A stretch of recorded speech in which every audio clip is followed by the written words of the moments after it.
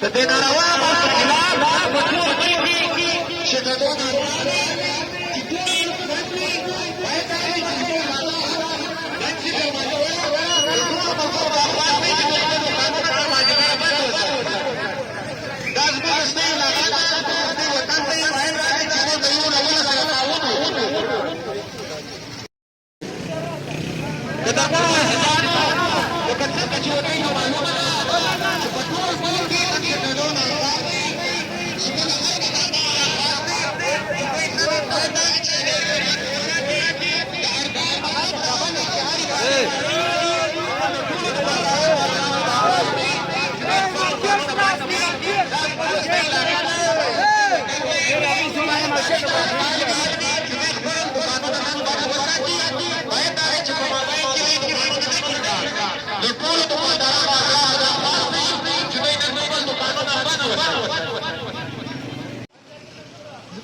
دا زموږ د خانوزۍ تحصیل کاریزات تحصیل نانا صاحب ګرد ملګري دي.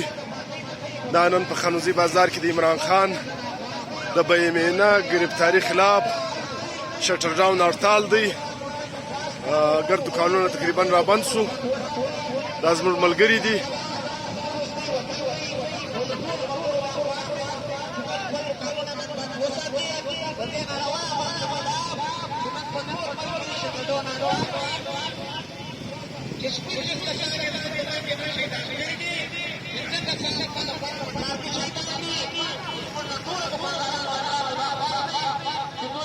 دا د عمران خان د ناجایز گرفتاری خلاف نن په خانوزۍ شټر ډاون هړتال دی. تقریبا خانوزۍ بازار مکمل طور پر بند شولی.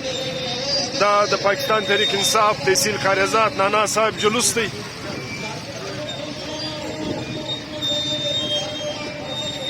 ډېر ښه اقبال صاحب، ډېر دا دکانونه مکمل را بند شو. دا به تر مازدیګره پورې دا هړتال شروع وي انشاءالله.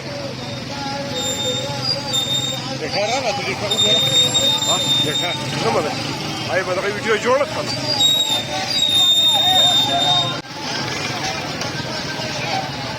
دا خانوزۍ بازار دی د پاکستان تحریک انصاف د تحصیل کاریزات خانوزۍ نانا صاحب په عمران خان د ناروا گرفتاری خلاف شټر ډاون هړتال دی. تقریبا خانوزۍ بازار مکمل طور پر بند شولی.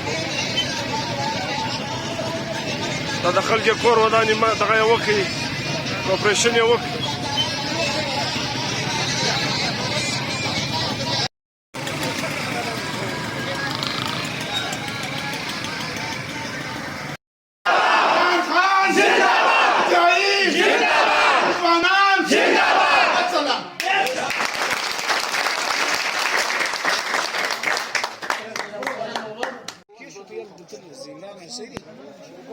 یا معنی پول بدا کې نسته کنه ول په دې کې شریک کول او ورته بیا دوی د قضیات راز نه یې هغه بیا عدالت نه د غلط او دا دغه کې نه یې ما چې شرطال مرتال نه کې کنه پول کې وس بیا خو نو هغه چې زموږ د تحریک انصاف د خانوزۍ تحصیل کاریزات نانا صاحب ملګري دي ګرد ماشاءالله. دا اوس راغلي د احتجاج لاړ بازار بند شو شټر ډاون هړتال.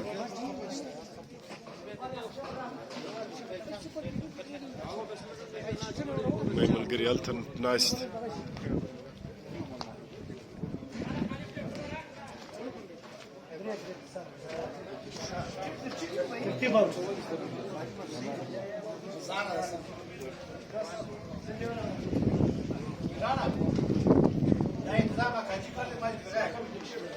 دا د ورځو انتظام چې دی دا زموږ ډېر زوړ ملګری د عمران خان په اولو ملګرو کې زموږ د ټولې علاقې زه اکرم صاحب کړی دی. د حاجي عبدالعظیم لالا زوی د ده کور ودان الله د ده خیرات قبول کړي.